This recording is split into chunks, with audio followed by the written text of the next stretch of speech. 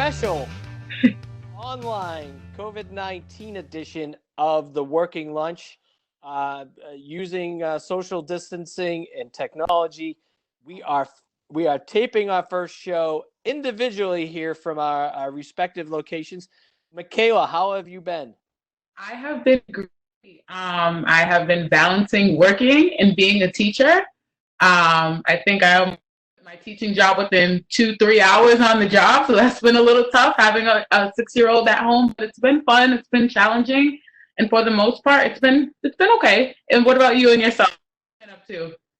Well, we've been as you know, doing a lot at the board with changing over from in-person trainings and programming to much like the Career Center offering virtual services, and so very busy with that. And then much like you, interspersing that, of course, on a minute-to-minute basis with the family life. And I've got 3 children and my wife. We're all online at some point during the day, and so we've all had to find our little work nooks, if you will.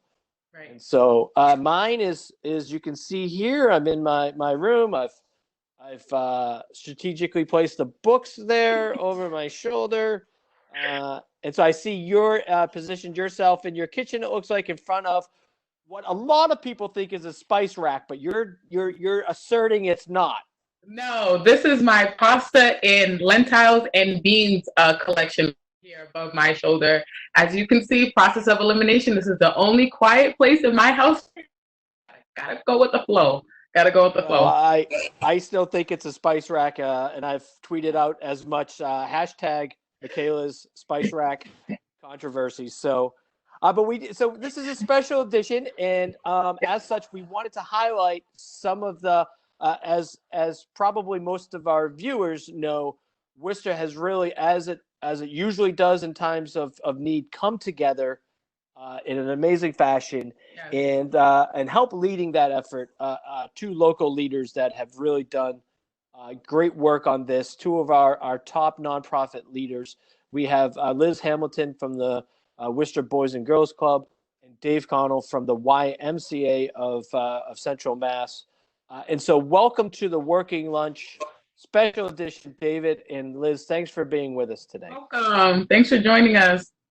Thanks so much for inviting us. It's good to be able to connect.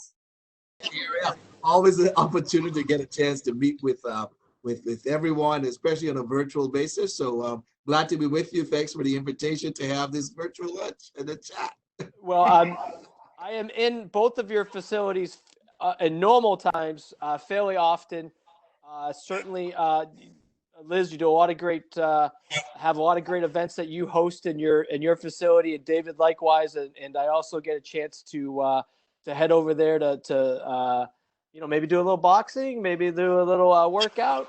So no stranger to the facility, and so I do miss being physically with both of you guys and able to join with colleagues around the city. So, but thanks for joining us today. Maybe we could start by Liz, David, just talking about how the pandemic has changed your work in the community in general, and then also specifically the programming that you're offering. Okay, great. So what was really wonderful is that, like the YMCA, we saw this as a wonderful opportunity to really make sure that we embrace our mission, which is to help youth who need us most. And so we've been very creative about how we go about that, because as a dedicated emergency childcare site, we're able to serve on-site kids who are from families of first responders or hospital workers or other essential workers. And that's been going very, very well. But it does require all hands on deck. And I apologize now if I'm here at the club right now, and if you hear noise, it's just happy children having fun. But in addition to that, we also decided that we were going to expand some of our outreach and case management services. So we are providing food from our food pantry, as well as homework supplies and clothing, and also technology to any family. They do not have to be associated with the Boys and Girls Club, any family in need. And thus far, we have helped about 500 families through our food pantry, and we've helped about another 200 families with homework supplies. But it's just something we wanted to do to be able to connect in that way. Like you said, because we had to physically distance ourselves in some ways, it was one way for us to let our kids and families know that we're here for them. And then we also provide free breakfast and lunch every day to any community member who stops by our club sites in Grapefruit Valley, Plumley Village, or at the Harrington Clubhouse in Main South neighborhood. So we're really trying to be there for folks, let them know that even though we can't always see them face to face, that we're here for them. And it's been wonderful partnering with the YMCA and with other Youth Connect agencies to be a part of the solution during this really difficult time. Great. And so, David, how about you in the YMCA? Well, you know, one of the great things when we talk about the challenges that COVID-19 has brought us, we as an organization, and the YMCA of Central Mass covers really 70 cities and towns. So as we embarked upon the fact that we had after school programs and childcare activities, we were able to take our chassis of what we've already built and became emergency care, childcare locations, not only in the city of Worcester, where we have our Greendale on our central branch, but we expanded that work to Fitchburg and Southbridge. So we have 4 sites that are up and running. We have been providing food and feeding within our communities. Actually, within the city of Worcester, the central branch is the highest provider of food services every given day for the city. We've also pivot in our work because not only serving the youth of our cities, we're serving families and members and extended family members. So that in itself allowed us to really create a platform of work that we can interact with our greater community, including our cancer survivors, including our seniors. We are doing well check calls, following up on our members to ensure that they're having good, solid support. The other area too that is really prompted some very quick work on our part was that while we know of the youth that we serve, we do know of members that we interact with, and we know of some community impact, was that there were going to be people who are going to be left behind in this critical moment. And in our Fitchburg location, for example, we are feeding the homeless. We were doing it before we closed down or closed our doors. We were practically doing homeless meals on Sundays. We expanded that to 3 times per week. We really created a way to create a space for individuals to be with us. And you know, we're known for some of our work, racquetball and volleyball and affordable childcare. We are able to pivot as we've done it many times before. And so we continue to do that, and really in partnerships with all the other nonprofits, we find that we are in a place where we can help, and collectively we uplift the work together. And it's about how do we serve, when we think about just the city of Worcester, how do we serve from north, south, east, and west, and be able to do that as effectively and efficiently as possible. Yes, it costs money, but right now we have folks who are really standing at the front line, being good, strong responders to help to really engage with the families. So thank you so much for asking the question. Appreciate it. I also wanted to add, because I know also the YMCA is also doing this, but every day we have online and virtual learning opportunities that families and kids can access through our Facebook page and also our YouTube channel. And in addition, we teamed up with Regional Environmental Council for every Friday, where an anonymous donor of ours is paying for us to provide free fresh fruit and vegetables every Friday. And it's been a wonderful addition to our food pantry offerings. As you can imagine, Jeff, food pantry food, although wonderful, it's a lot of processed foods. So being able to also incorporate fresh fruit and vegetables once a week has really been a nice addition for our children and families. Now, if I could ask, it sounds like that you both are providing an abundance that are daily in need to families that are affected by this pandemic. Now, how do people go about access? So there's several ways folks can reach out to us. We have people who are reaching out to us via our Facebook page. In addition, we have been providing ad space on the Telegram Gazette and other local papers, letting them know to reach out to us at info@bgcworcester.org or call us at 508-754-2686. And people have been able to reach out to us. Like I said, we've already helped 500 individual families just through our food pantry.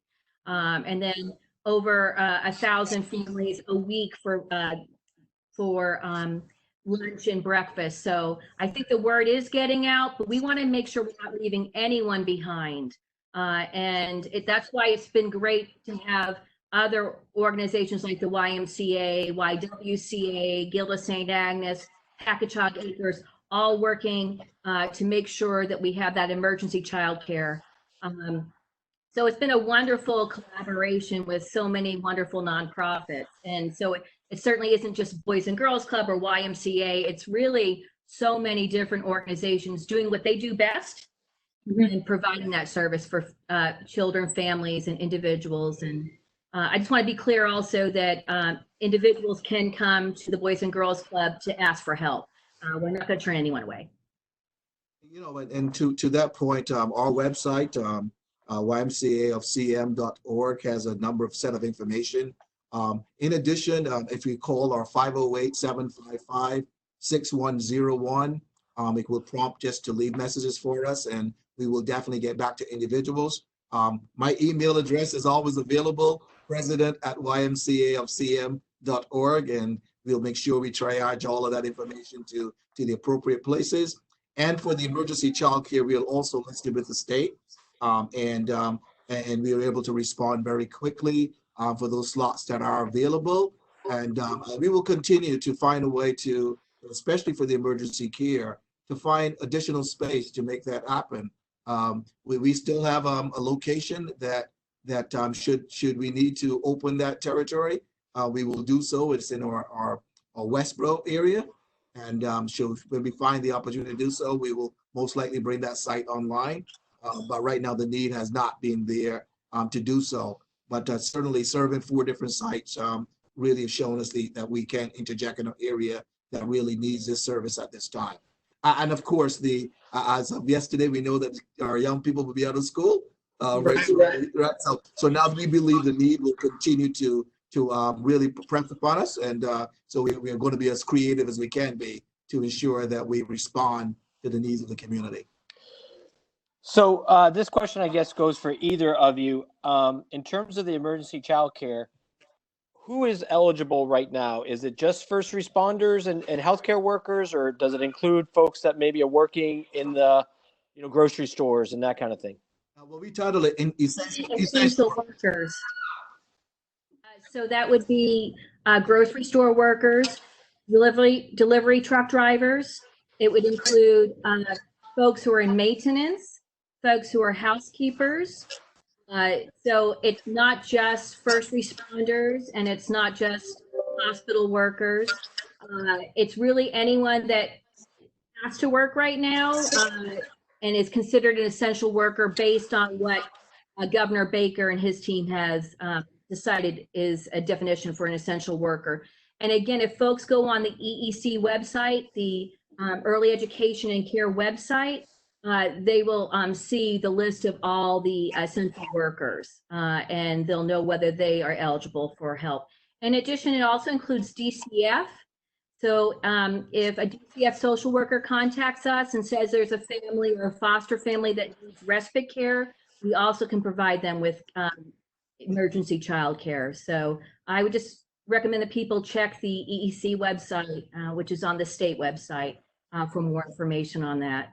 But they can also just call us and ask whether they meet those eligibility requirements. And most people do. And one other thing I would like to add to that, this is free to the person who's coming. So there's no exchange of funds to do this. We really appreciate the work that the essential workers are doing at this particular point.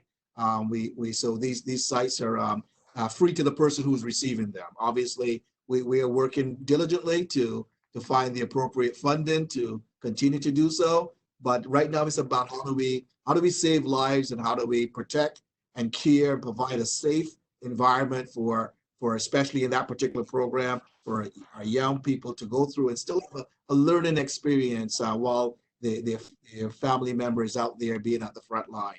And our hearts go out to the folks who have to be there very close, but we are so appreciative that we are in a position to be able to respond in the way that we are responding at this time. Right, and to give you a better idea of how many different childcare sites are right now being utilized as emergency childcare sites, 525 are being utilized throughout the state, and approximately 2,500 to 2,700 folks use it every day. So kind of gives you an idea of how wide it is. And again, like I said, I don't want people to think it's just YMCA or Boys and Girls Club. There's a lot of wonderful agencies that are doing a lot of wonderful work in our communities. I'll tell you a little bit about kind of like our schedule. Every morning when kids first arrive, we take their temperature. We take the temperature of all of our staff.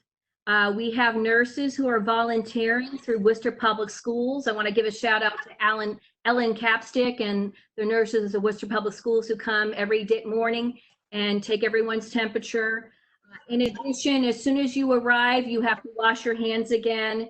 Every 2 hours, we re-sanitize every room that's been used.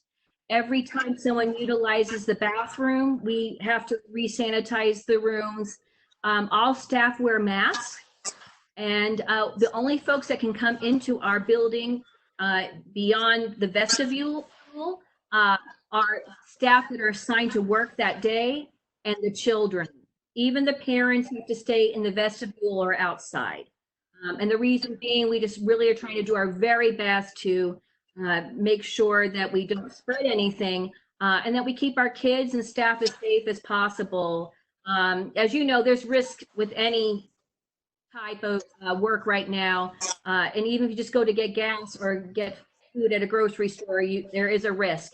But we're really trying to decrease the risk by really practicing great health and hygiene protocols. And this was all recommended to us by Dr. Mandy Castile and other professionals.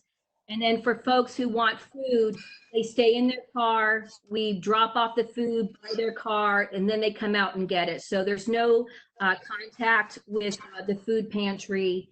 And for our lunch and breakfast program, again, we're wearing masks and gloves, and one person at a time comes to the table to get the food. So again, we're really trying to practice safe physical distancing. And we do the same protocol also with our First Fruit Fridays. So it's all based on recommendations from UMass Memorial Healthcare. And like I said, Dr. Maddie Castile. So I feel like we have really a good protocol on site. Knock on wood, we've been doing this for almost 6 weeks. And so far, all staff and kids that we're serving on site are healthy. Great.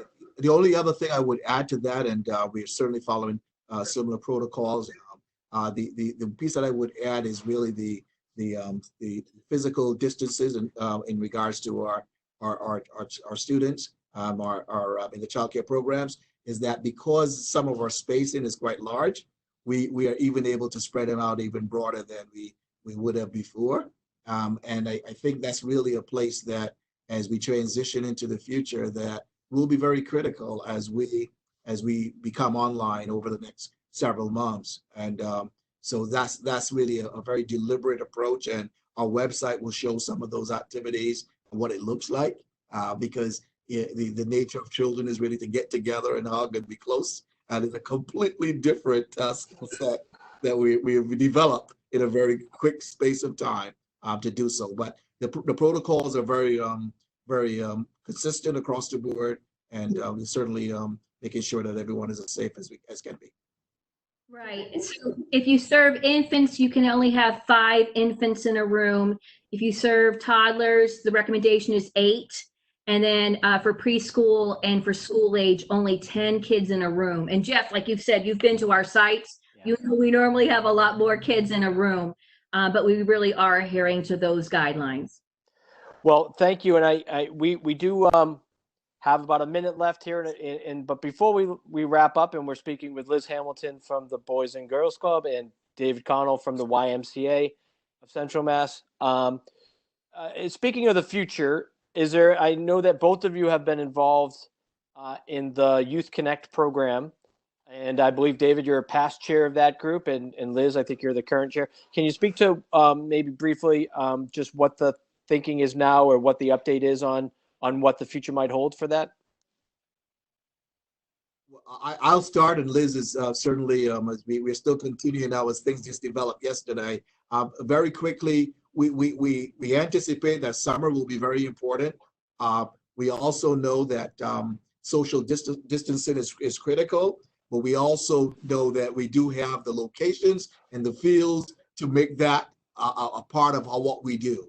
And this is where the Youth Connect, all of the leaders coming together and their teams to really create the best program possible for us to respond to the community. So that's where we see it at this particular point. Some of the finer details we certainly haven't worked out because things keep changing, but that's where we really share at this particular point. Yeah, just to kind of piggyback on what David said, we're kind of seeing it's going to be more like a hybrid this summer, where will still be some virtual and online learning going on, as well as then still having some summer programming. It's not business as usual, and therefore we're going to have to be creative, which I feel like everyone in the city of Worcester has been very creative, and still be able to serve kids, but it will be different.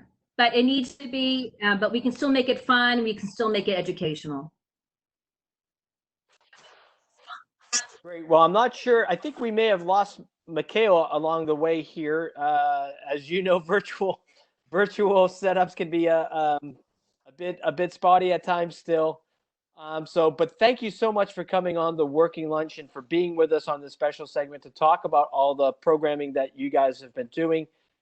I know I speak for the community when I say thank you so much for your hard work and the flexibility that you've shown in on a dime coming together with others and changing fundamentally how you deliver services so that you can continue to be such a great resource in the community. Liz, David, thank you again for being on the Working Lunch. Thank you, Jeff. So much, Jeff. Thanks, Michaela, wherever you are. Thanks, Michaela. Thank you, Liz. Have a great one. Thanks. Bye. Bye, Liz. Bye, David.